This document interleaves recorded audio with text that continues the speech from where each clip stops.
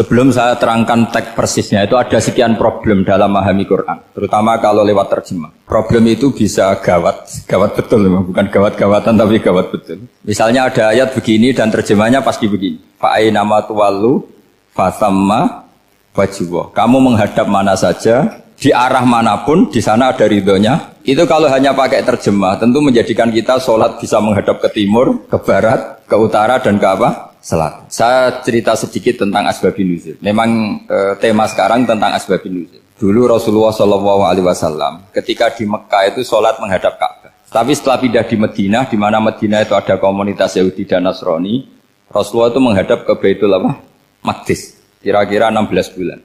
16 sampai 17 bulan. Semua riwayat itu kisarannya hanya 16 sampai berapa? 17 bulan. Sehingga orang Yahudi itu bilang begini, Muhammad ini baiklah, meskipun dia membawa agama baru tapi kiblatnya masih ikut kita, masih baik kan. Setelah 16 bulan Nabi diperintahkan Allah untuk menghadap ke Ka'bah. Fawal liwajhaka syatrul Masjidil Haram. Maka orang Yahudi itu berontak. Berontaknya adalah kiblat mereka ditinggalkan.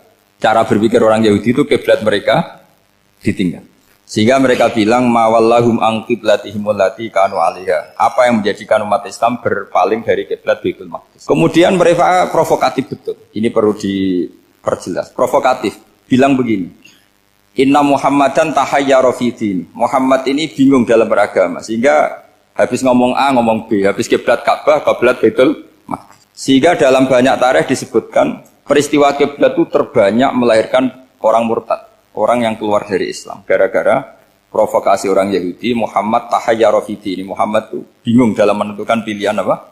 Beragama. Kemudian walhasil singkat cerita akhirnya Nabi itu madhep Ka'bah. Apa yang terjadi mukjizat itu adalah bahwa agama ini agama yang mewakili semua agama sebelumnya yang masih orisinil. Yaitu Nabi akhirnya berargumentasi Ka'bah adalah kiblat yang asli, yang lebih tua. Terus mereka tanya, buktinya apa? Dijawab oleh Quran, fihi ayatum bayyinatum maqamu apa? Ibrahim. Ka'bah bukti tertua adalah di situ ada makam Ibrahim. Makam itu jejak kaki. Ya kalau bahasa Indonesia makam itu kuburan. Kalau dalam bahasa Arab makam itu jejak apa? Jejak kaki. Sehingga diketahui oleh sejarah dibuktikan di situ ada jejak kaki siapa? Nabi Ibrahim. Sementara nisbatnya Baitul Maqdis itu adalah kepada Nabi Musa dan Nabi Harun. Yang ini adalah turunan dari Nabi siapa? Ibrahim. Hikmahnya apa? Begini. Sebagai bukti bahwa Baitul Maqdis pernah menjadi poros Islam atau poros Tauhid, maka Nabi Muhammad pernah disuruh menghadap ke Baitul Maqdis.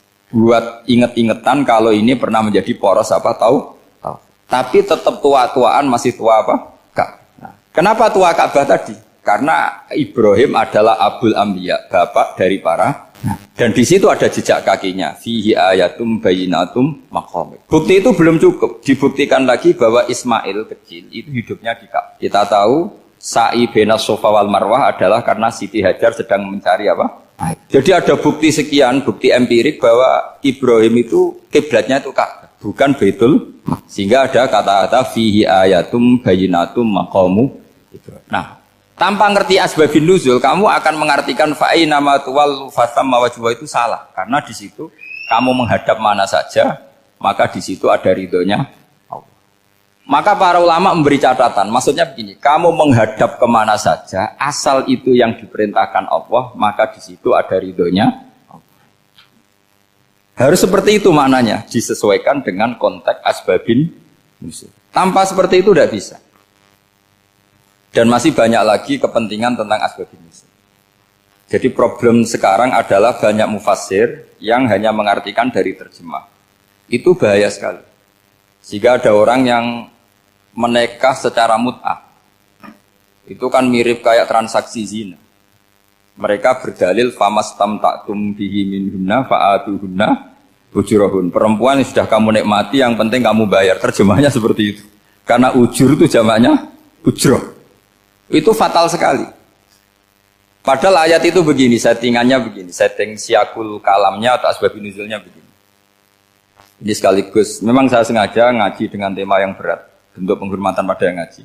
Kalau temanya ringan kan kayak TPQ.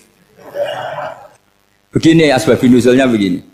Wal muhsanatu minan nisa yang awal juz 5 itu, ya kita santai aja, yang awal juz 5 itu sebetulnya maktuf, diatafkan pada ayat hurrimat alaikum ummahatukum wa banatukum wa akhwatukum wa ammatukum wa kholatukum wa banatul akhi wa banatul ukhti. Jadi perempuan yang haram dinikah itu ada 7.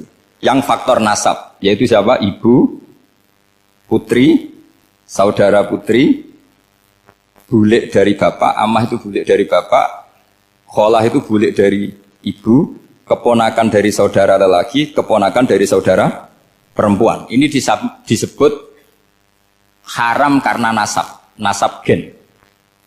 Kalau orang Jawa bilang hanya 4 karena ngitungnya bulik baik dari bapak maupun ibu. Kalau orang Jawa bilang kan bulik terus keponakan dihitung 1. Padahal ada keponakan dari saudara lelaki, ada keponakan dari saudara apa?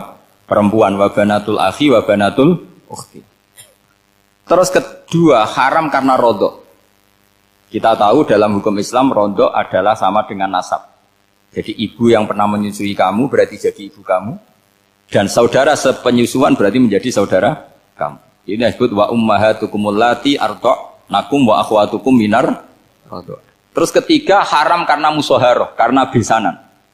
Jadi pagi ini misalnya saya nikah dengan Sri, bilang qabiltu nikaha wa taswijaha bil mar'il madkur. Setelah nikah dengan Sri ini otomatis ibunya dia menjadi mertua. Otomatis haram saya apa? Nikah. Ini namanya haram karena musaharah. Atau kamu punya anak Zaid. Zaid pagi ini akad dengan Sri. Berarti Sri adalah menantu Anda. Otomatis haram bagi Anda. Itu namanya haram karena musaharah, karena bisanan. Itu yang disebut waroba apa haram-haram itu kan saat terus itu wa ummahatu nisaikum. Apa ibu dari istri-istri kamu. Memang ini agak jelimet, tapi memang syaratnya mufassir harus biasa jelimet. Jangan hanya nyari partai ayat-ayat untuk kepentingan partai. Wah itu ngeri. Kacau Quran dipakai kampanye. Terus itu berarti sudah 3 kan? Haram karena nasab, karena rodok, haram karena musaharah. Terus yang keempat ini haram yang bukan karena sebab pada seorang perempuan, tapi karena istri orang. Disebut wal muhsanatu minan nisa. Haram menikahi perempuan yang masih milik orang lain. Nah, orang lain yang menikahi ini, istilahnya Allah adalah lelaki yang menikahi perempuan ini adalah lelaki sing muhsinina ghairu musafihin, secara nikah yang sah. Nah, nikah yang sah itu begini dalam hukum fikih Islam. Saya nikah dengan Sri, kalau hanya akad, itu saya wajib bayar mahar hanya separuh. Jadi kalau saya janji bayar 1 miliar, berarti wajib bayar berapa? 500 juta. Kalau janjinya 100 juta, hanya bayar 50 juta. Itu yang wajib bil akdi. Nanti wajib sepenuhnya nunggu bil jima. Kalau sudah hubungan intim, baru wajib 100%. Jadi kalau ada di Jawa, nikah dengan seperangkat alat sholat, itu yang atasannya tok, itu wajib karena akad. Nanti bawahnya nunggu setelah hubungan apa? Intim. Nah, ini hukum Quran, bukan hukum saya. Makanya kan wa in talaqtumuhunna min qabli an tamassuhunna, saat terus fanis suma faradtum. Hanya wajib bayar setengah. Nah, perempuan yang sudah diajak hubungan intim itu kata Allah fa'atuhunna ujurahun, maka wajib kamu bayar Jadi ayat itu tentang perempuan yang sudah dinikah, kita harus bayar berapa? Harus bayar penuh. Ini penting saya utarakan. Nah, problem kita sebagai orang Indonesia, ini juga problem Pak On, problem semua kiai. Mahar di Indonesia itu nggak bisa dibahas di Quran. Karena keterlaluan, kecilnya itu keterlaluan. Saya ini kan kiai, sering ngakatkan tuh sampai bosan, seperangkat alat sholat. Itu ngawur sekali, ini mbak-mbak harus nggak mau gitu. Saya provokasi minimal itu ya berapa? 100 juta berapa? Pantasnya berapa? Pantasnya berapa? 10 gram itu berapa nilainya? Kan 1 gram 500.000 baru 5. Ya sudah mendingan itu 10 gram. Quran itu bayangannya gini sambil latihan, yang hafal-hafal biar latihan. Jangan dapat beasiswa karena hafal tapi nggak jelas juntrungannya. Quran tuh bayangannya gini, ini nggak mungkin Quran ini bisa dibaca di Jawa. Wa in aradtum istibdala zawji makana zawji wa ataitum ihdahunna qintaran fala ta'khudhu minhu syai'a. Jika kamu nikah sama seorang perempuan, kemudian kamu cerai, maka mahar yang sudah kamu berikan jangan ambil lagi. Karena mahar di Arab itu mahal 100 juta, kadang mobil Alphard, kadang GMC. Sehingga setelah menceraikan tuh kebayang menarik. Kok enak dulu saya memberikan itu kan karena dapat servisnya. Sekarang sudah saya cerai, saya tarik. Kalau mahar di Indonesia kan seperangkat alat sholat. Jadi gak kebayang ada kalimat fala ta'khudhu minhu syai'a, jangan ambil lagi. Kebayang ngambil aja enggak? Apalagi kalau nikahnya sudah 2 tahun kan sudah lusuh, sudah. Tapi kalau di Arab itu kebayang karena mahal. Makanya orang Arab suka nikah orang Indonesia karena murah. Jadi bahasa kintoron tuh harta yang enggak ternilai. Wa ataitum ihdahunna kintoron. Kok yang enggak ternilai? Mahal betul. Itu pernah saya hitung, ada yang mahar itu 400 juta, ya sekira segitu. Nah makanya setelah dicerai, Allah memperingatkan setelah kamu kasihkan, ya jangan minta lagi. Kenapa kepikiran minta? Karena jumlahnya besar. Kalau di Indonesia kepikiran nggak minta, ya? Nggak kepikiran, saking kecilnya. Seperangkat alat sholat, kadang 1 juta. 1 juta itu setelah hubungan intim, sebelumnya yang wajib hanya 500. Itu kan nggak kebayang. Makanya susah ngartikan Quran di Indonesia, kadang susah karena kadang terlalu. Itu pernah Sayyidina Umar radhiyallahu anhu pernah bilang begini, wahai para perempuan, mahar itu jangan mahal-mahal, kasihan para lelaki. Itu ada perempuan alimah ya, orangnya alim betul, meskipun nggak pernah sekolah di UI, tapi alim itu. Itu usul langsung gini, ya Amirul Mukminin, laisa dzalika laka ya Amirul Mukminin, waqad qala ta'ala wa ataitum ihdahunna qintaran. Kamu hanya seorang Amirul Mukminin, tidak berhak bikin aturan pembatasan mahar. Allah saja tidak batasi, kenapa kamu batasi? Sehingga dulu yang namanya nikahnya Sulaiman Agung atau Jamaluddin siapa Ratu Agung, kalau hadiah ya sampai tas mahal itu kan dari bahasa Arab mumtaz mahal, mumtaz itu istimewa, mahal itu dia punya istri yang sangat dicintai, dikasih hadiah mumtaz mahal. Terus ilat Jawa jadi apa? Tas mahal. Itu sama Mujidulil Albab kalah. Itu kalau cerai kan kepikiran minta lagi. Dikasihkan yang baru. Tapi kalau di Indonesia tidak mungkin karena apa tadi? Seperangkat alat sholat. Begitu nyari yang murah lagi. Yang bagus kitanya, bungkusnya yang bagus. Nah, maka nggak mungkin kita maknani Quran tanpa mengenal yang bernama asbabin. Karena makna ayat itu bisa kacau kalau kita tidak tahu asbabin. Yaitu kayak tadi makna fa'ina ma tuwallu fasamma wajhullah. Itu maknanya kan kamu menghadap mana saja, boleh saja di sana ada ridhonya Allah. Berarti kan bisa ke timur, ke selatan, ke utara, ke barat. Itu bahaya betul. Sehingga kata ulama harus mengkaji asbabin supaya porsi ayat ini sampai semana jauhnya itu kita tahu. Tanpa tahu itu tidak bisa. Begitu juga menyangkut kiblat.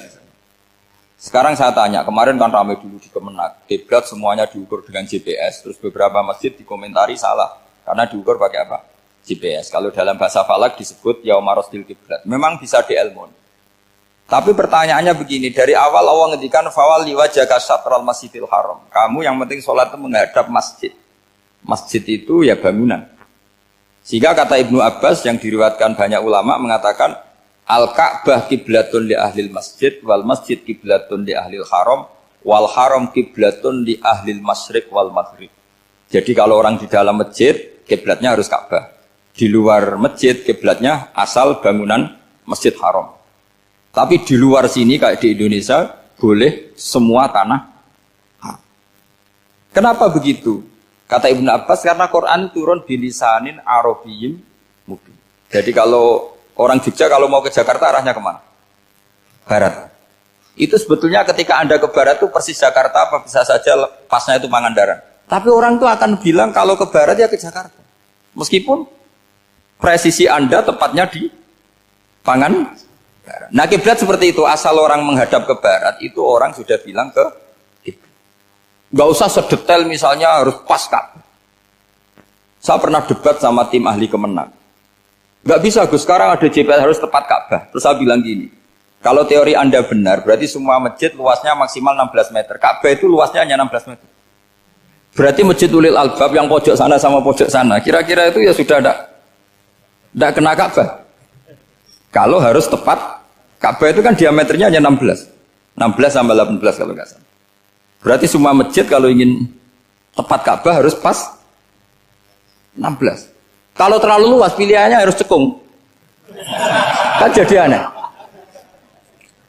Makanya saya itu sering Pak, dulu saya ini biasa debat fikih. Kalau di tradisi pesantren namanya basul masail.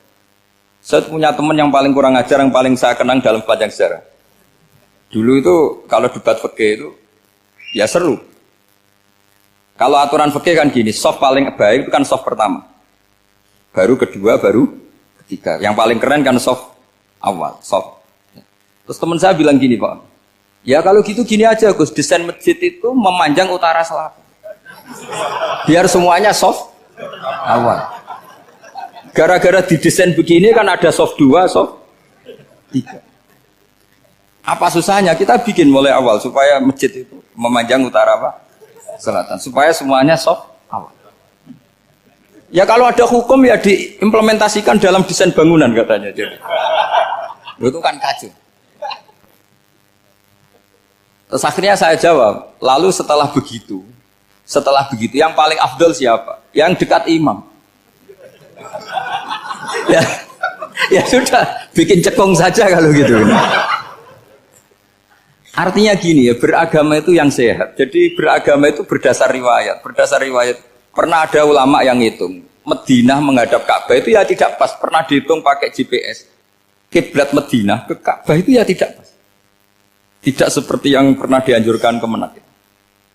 Karena apa? Agama ini ngikuti bilisanin arabiyim mungkin. Seperti jenengan gini. Semua ini istilahnya apa? Menghadap Gus Bah. Padahal ada yang agak sana, agak sana. Semuanya ngaji sama siapa Gus Bah? Ya sudah. Istilahnya bertatap muka. Memangnya kita benturan. Ini bahasa. Jadi seperti ini semua namanya apa? Beradab. Padahal ada yang agak samping, agak samping. Ka'bah juga gitu. Sebenarnya tidak se-ekstrim yang dibayangkan orang-orang. Cuma kalau bisa tepat, ya kita harus tepat. Tapi tetap saja tidak perlu 16 apa? Meter. Nah, fa'aina ma tuwallu fasamma wajhuhu itu artinya menghadap. Menghadap itu menghadap arah. Makanya Allah tidak dawuh fawalli wajhaka nahwal Ka'bah, tapi fawalli wajhaka syatrul Masjidil Haram. Jadi ini penting saya utarakan supaya kita familiar dengan istilah-istilah Quran. Istilah Quran itu gampang sebenarnya. Kalau kita kaji itu gampang. Problem kita tidak pernah mengkaji, jadi semuanya asing. Kalau kita mengkaji itu gampang sekali. Saya punya sekian cerita betapa pentingnya mengkaji Quran. Harun ar-Rasyid itu dinasti Bani Abbasiyah. Itu pinter sekali. Ada seorang ustadz yang agak ekstrim. Itu datang ke Harun ar-Rasyid. Ya Amirul Mukminin, inni nasihun laka famusaddidun alaika. Fala tajidanna alayya fi nafsika syai'an. Saya mau nasihati kamu, tapi saya mohon jangan masukkan hati. Karena nasihat ini penting. Tapi saya akan keras, vulgar. Akan keras, kritik saya akan keras. Karena Anda sebagai Amirul Mukminin tidak pedes. Apa kata Amirul Mukminin Harun ar-Rasyid? Uskut ya Ustadz. Sebagai riwayat uskut ya jahil. Kamu itu Ustadz bodoh, tidak usah banyak omong. Terus kita, kenapa saya bodoh? Terus dibacakan ayat faqula lahu qaulal layyina la'allahu yatadzakkaru aw yakhsha. Inna Allaha ta'ala qad arsala man huwa khairun minka ila man huwa syarrun minni. Wa ma'a dzalika qala ta'ala faqula lahu qaulal layyina. Allah pernah menugaskan seorang yang lebih baik ketimbang kamu, yaitu Musa dan Harun. Musa dan Harun adalah seorang nabi. Kepada orang yang lebih buruk ketimbang saya, yaitu Fir'aun. Itu saja etikanya faqula lahu qaulal layinan. Kamu kalau ngomong yang halus, yang baik, yang berperadaban, kok kamu sama saya mau kasar? Akhirnya ustadznya ternyata pinter kamu, ya pinter aku. Jadi semudah itu. Allah itu menugaskan orang yang lebih baik ketimbang kamu, yaitu Nabi Musa. Kepada orang yang lebih buruk ketimbang saya, yaitu Fir'aun. Itu saja ada etikanya. Kok kamu sama saya mau tambah etika? Mau main kasar hanya karena kamu merasa nasihat Anda benar? Jadi gampang sekali memahami Quran. Tapi lagi-lagi memang bagi ahlinya. Tapi ini saya bantu supaya sampean jadi ahli apa? Quran. Meskipun ngajinya sebulan sekali. Sudah sebulan sekali tidak punya kitabnya. Sudah. Jadi ulama dulu kalau belajar Quran itu gampang sekali. Saya berkali-kali cerita. Yang kitab saya baca di rektorat namanya Syajaratul Ma'arif. Itu kalau cerita bikin judul itu enak sekali. Babuna fil ibad bikulil bilad. Bab seseorang di mana saja hidupnya harus bermanfaat. Terus dalilnya itu hanya mengutip makalahnya Nabi Isa, wa ja'alani mubarakan ainama kuntu. Ciri utama seorang nabi apa? Saya di mana-mana adanya berkahi orang lain. Jadi berkah bagi orang lain. Maksudnya tidak jadi problem bagi orang lain. Artinya kamu hidup entah di Jogja seperti Pak Ono orang Jember, saya orang Rembang. Hidup di Jogja manfaat, di Jember ya manfaat, di mana-mana manfaat. Saya pernah di Korea seminggu ya manfaat. Saudara kita TKI yang di Korea ya manfaat, di sana bikin masjid, bikin apa? Karena ngendikane Allah menceritakan Nabi Isa siapa? Wa ja'alani mubarakan ainama kuntu. Saya adalah orang yang di mana-mana berkah. Artinya manusia eksistensinya harus seperti itu, hidup di mana saja berkah. Gampang sekali memahami Quran. Pernah Imam Syafi'i ditanya, kalau kamu nggak kehilangan air atau nggak ada air di satu daerah, cari-cari dulu sampai nggak ketemu. Setelah nggak ketemu air, baru kamu boleh tayam. Imam Syafi'i ditanya, apa dalilnya harus mencari dulu? Kalau nggak ada air ya langsung tayamum saja. Kenapa harus nyari-nyari dulu? Jawabnya Imam Syafi'i itu gampang sekali. Qala ta'ala falam tajidu ma'an. Kemudian kamu tidak menemukan air. Di mana-mana tidak menemukan setelah mencari. Kalau belum mencari namanya tidak tahu.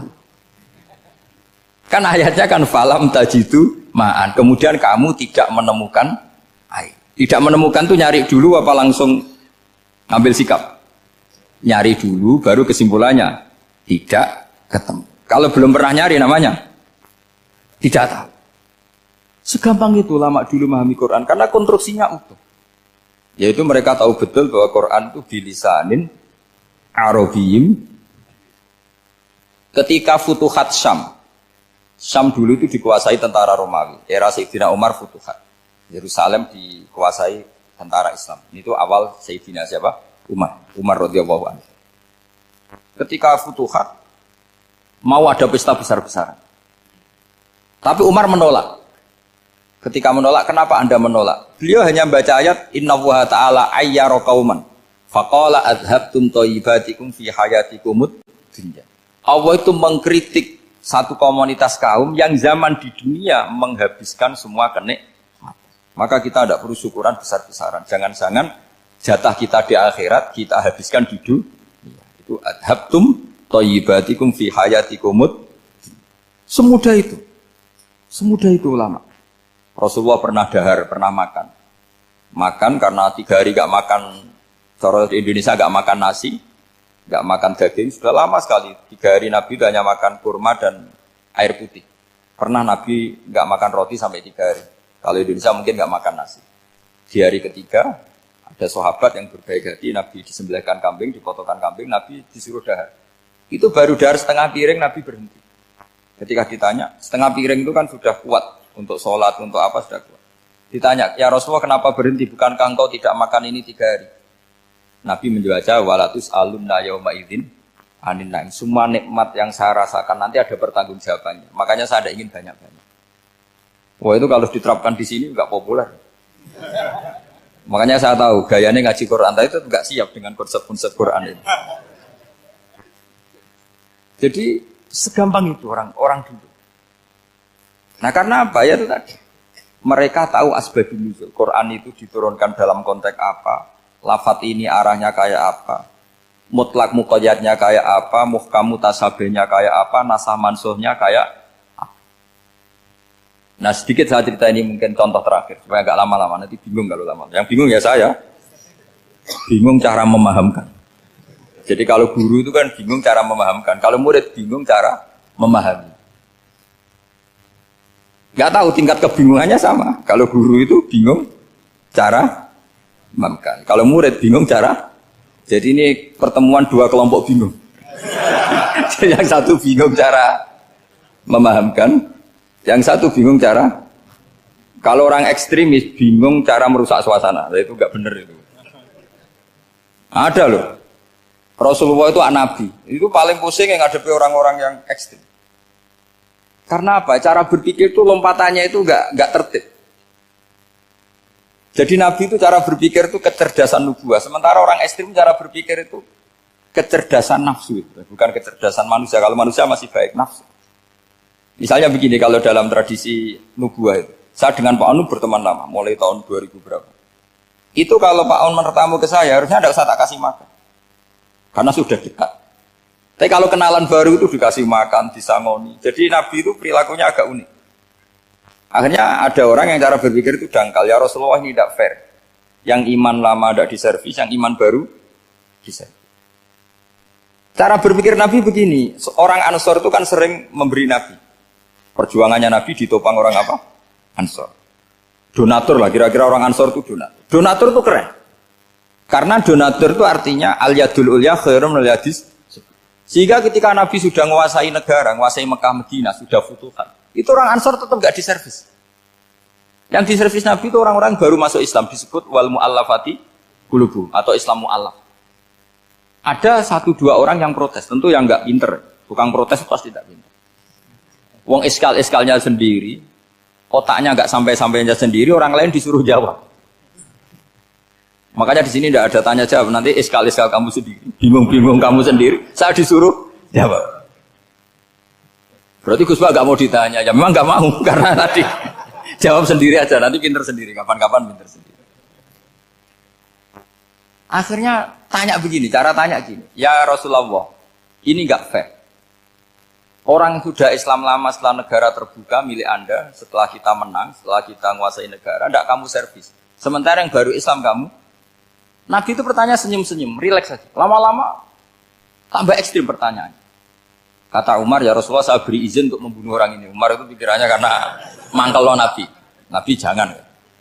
Kalau kamu bunuh, nanti apa kata orang banyak? Inna Muhammad dan yaqtulu ashabah. Dikira Muhammad membunuh sahabatnya sendiri. Nabi masih mendengar. Komplainnya masih dengar. Lama-lama Nabi memberi penjelasan. Kamu ini orang Ansor. Kamu biasa memberi saya, memberi dana perjuangan. Memberi itu hebat. Saya tidak ingin menurunkan grade Anda. Grade sebagai pemberi, berarti kelasnya elit. Sekarang menjadi penerima. Itu tidak bagus. Itu betapa Rasul ini namanya kecerdasan nubuah. Kalau orang biasa memberi, biar memberi saja. Supaya dia tetap heroik, tetap patriotik, tetap keren. Karena mentalnya pemberi. Jangan sampai dari mental memberi, kemudian mentalnya peminta. Jadi kalau Pak On jadi tim suksesnya Pak Jokowi itu ya tidak minta-minta. Kalau dulu kampanye ya kampanye saja. Biar memberi terus nggak pernah minta. Meskipun akhirnya ya gelong. Tapi Nabi dulu tidak gitu. Jadi orang Ansor itu nggak pernah diservis. Padahal jasanya kayak gitu. Supaya kelasnya tetap kelas elit, yaitu pemberi, penanggung jawab. Nabi nggak ingin orang Ansor turun grade menjadi penerima. Orang-orang yang cerdas nubuah menerima konsep Nabi seperti itu. Lo tanya sama Pak On, saya dadani terjemahan UI itu puluhan tahun sama Pak Jun. Itu beliau ke kontrakan saya ke rumah beliau. Tidak pernah berharap apa. Saya sangat tertutup. Bukan apa-apa ya, kalau ingin memberi saja. Kontribusi saya pada Al-Quran. Saya tidak kepikiran mendapat. Supaya heroik. Tapi orang-orang yang cerdas amatir tadi, ini gak fair. Wong yang memberi lama kok dapat servis sedikit. Nah, sekarang itu problem zaman akhir sudah mulai seperti itu. Nah, orang ini namanya Dzul Khuwaisirah. Ini yang nanti punya anak turun Khawarid. Khawarid itu orang yang ibadahnya hebat, tapi cara berpikir tentang nubuah salah. Orang lagi Khawarid itu orang yang ibadahnya hebat, tapi cara berpikir nubuah salah. Nubuah itu unik. Nubuah itu cara berpikir tadi. Apa ya? Melihat sesuatu yang benar biar benar terus itu. Yaitu tadi, mental memberi itu ya biar memberi terus, tidak usah di-share.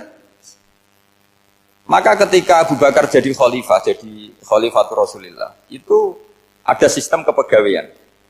Itu gajinya Umar yang sudah Islam lama, gajinya Abu Bakar yang sudah Islam lama.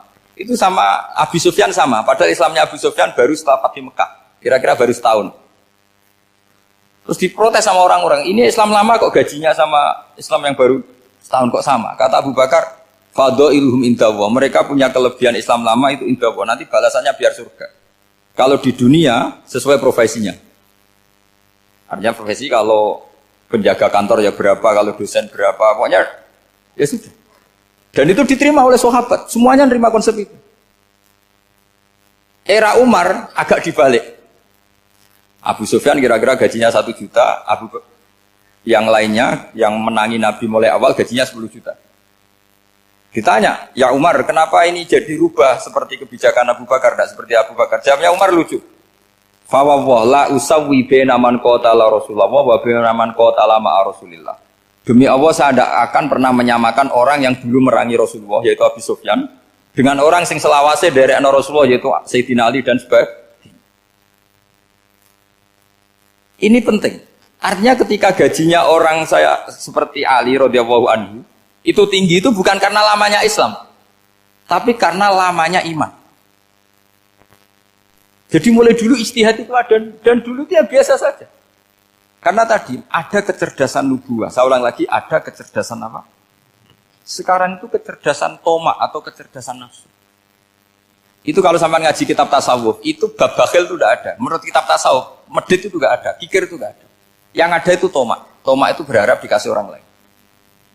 Sampai pernah enggak bilang kalau artis-artis di Jakarta kikir? Tidak pernah kan? Karena kamu tidak pernah ingin diberi. Tapi kalau kamu punya pacar karena kenal tidak pernah ditraktir, oh pacar saya kikir. Karena kamu ingin diberi. Pernah enggak kamu hukumi orang lain kikir yang enggak kenal? Padahal tidak pernah memberi kamu. Apa kak? Karena kamu tidak pernah ini. Coba sekarang kamu saya tanya, ini latihan cerdas. Definisi kikir itu apa tuh Pak? Enggak pernah memberi kamu kan? Artis-artis Jakarta, tokoh-tokoh nasional pernah enggak memberi kamu? Enggak kan? Tapi enggak pernah kamu vonis kikir. Karena kamu enggak pernah tomak. Tapi pacar kamu, kok amin ditraktir terus? Atau istri kamu, atau mertua kamu, kok enggak ngasih warisan, kamu bilang kikir enggak? Sebabnya kikir betul apa karena kamu tomak, berharap? Tomak. Maka di kitab tasawuf itu enggak ada bab kikir, yang ada bab tomak. Karena asal usul menvonis orang kikir itu karena tamak. Maka jangan banyak kenal orang, nanti banyak hukum kamu. Sombong juga gitu, di tasawuf itu enggak ada bab sombong. Karena orang hukumi orang lain sombong itu karena kamu ingin dihormati. Ada orang enggak kenal, terus lewat saja enggak tanya kamu bilang sombong enggak kan? Tapi kalau kenal, oh sombong betul, kenal enggak tanya kan gitu. Jadi tasawuf itu sisi unik dari khazanah Islam. Makanya di tasawuf itu enggak ada kritik terhadap kikir. Ya tentu kikir itu buruk, pasti ya kikir itu buruk. Tapi enggak perlu dikritik. Jangan-jangan yang salah kamu. Kenal Pak On di PPAI terus ingin jadi sekretarisnya. Terus ingin kenal Pak Jokowi ingin jadi menterinya. Nanti kenal rektor ingin jadi pegawainya. Ketika enggak diturutin bilang Pak Rektor kikir. Tapi orang lain ya Kak pernah berharap. Mungkin enggak menvonis Pak Rektor atau Pak On ini kikir, enggak kan? Berarti vonis kikir itu status orang itu apa enggak kesampaian niat kamu? Memang agak jelimet ilmu tasawuf itu, tapi itu unik. Itu bagian dari khazanah apa? Islam. Makanya Rasulullah itu sering isti'adah minta perlindungan wa min toma'in fi ghairi matma'in. Ya Allah, saya tidak ingin berkeinginan yang tidak layak. Karena semua dunia ini dimulai dari keinginan. Coba kamu protes negara itu karena apa? Ingin makmur, sejahtera tanpa kerja, sehingga nyalakan menteri keuangan, menteri ini itu. Makanya kalau guyonannya ulama tasawuf gini, tak beri bocoran, guyonannya orang tasawuf. Begini guyonannya. Anta lam tajid min nafsika kullama turid, fa kaifa turidu min ghairika kullama turid. Kamu yang punya keinginan saja tidak bisa memenuhi apa yang kamu inginkan. Kenapa keinginan itu kamu timpakan ke orang lain untuk memenuhi kamu? Wong kamu yang punya keinginan saja tidak bisa mewujudkan. Kenapa keinginan Anda kamu timpakan, bebankan orang lain untuk memenuhi keinginan Anda? Misalnya kamu, Gus saya ini goblok, tolong pinterkan. Wong kamu yang ini saja tidak bisa. Kok menyuruh saya? Jadi kalau tiap tasawuf itu unik. Seperti kamu mencintai istri tulen itu ingin kan dicintai istri tulen. Kamu sendiri kan nggak bisa cinta tulen, masih pelengahan sana sini. Kamu pacaran, ingin pacar kamu setia. Ternyata kamu bikin sekian alternatif. Kalau putus ini punya ini, putus ini. Tapi kamu ingin ini setia kan nggak fair. Makanya guyonanya orang tasawuf itu anta lam tajid min nafsika kullama turid fa kaifa turidu min ghairika kullama turid. Gampang tuh apalane pokoknya ratrit gitu aja gampang. Jadi kamu yang punya keinginan saja tidak bisa memenuhi. Kok orang lain disuruh memenuhi. Sehingga orang tasawuf itu malu betul. Misalnya saya kok ingin Pak On takdim sama saya itu kurang penggawean. Kalau saya ingin ditakdimi saya menakdimi diri saya sendiri. Makanya berbahagialah orang yang ngilu terus saya ganteng sendiri ya Allah. Saya kaya sendiri. Menunggu orang lain bilang kamu kaya itu repot. Menunggu orang lain bilang kamu hebat itu sudah bilang aja ya Allah saya hebat, ya Allah saya ganteng, ya Allah saya cantik. Daripada menunggu orang lain bilang apa? Cantik. Jadi ilmu tasawuf itu unik. Jadi kalau fikih itu yang dikritik itu kikir. Kalau tasawuf enggak toma. Karena orang yang kamu vonis kikir itu jangan-jangan tidak kikir tapi mementingkan yang lebih penting. Misalnya ada teman yang tidak pernah naktir kamu, ternyata punya ibu sakit, uangnya dianggarkan untuk ibunya yang sakit, atau anaknya sekolah, atau keluarganya masih butuh biaya, ya, sehingga sama teman dia kikir. Hakikatnya kikir apa mementingkan yang penting? Tapi kamu karena nggak pernah ditraktir menvonis kikir. Nah, ini pelajaran. Jadi makanya yang dianteni ilmu tasawuf itu toma, tamak jadi kalau dalam bahasa Indonesia, bukan kikir. Karena vonis kikir itu akan disematkan orang yang tidak kesampaian hajatnya. Pokoknya bapak saya itu, keluarga kiai itu ajarannya itu. Yang penting jangan berharap dari orang lain. Ini Pak On saksinya, saya dulu benahin terjemah itu nggak pernah ini diperlakukan seperti ini. Yang ngaji aja. Karena pikirannya keluarga kiai itu sederhana. Kalau ngamal ya ngamal saja. Ngamal itu heroik. Makanya buyut-buyut kita semua ini kan pahlawan semua. Membela negara Indonesia jadi merdeka. Ya nggak pernah kebayang jadi presiden, menteri. Tapi sekarang nggak, ngamal sedikit saja harus jadi menteri. Jadi ini bahaya kalau dalam kelangsungan bernegara. Karena orang biasa transaksional. Awal negara ini dibangun berdasar heroik, bukan berdasar apa? Transaksional. Tapi sekarang orang akan membiasakan itu. Apa-apa itu transaksional. Ini tidak bagus untuk kelangsungan bernegara. Apalagi kelangsungan beragama. Sehingga seperti saya ini masih punya desa-desa binaan di Sragen, di pedalaman Papua sekalipun. Saya punya santri banyak di Papua. Itu kalau cerita itu unik-unik.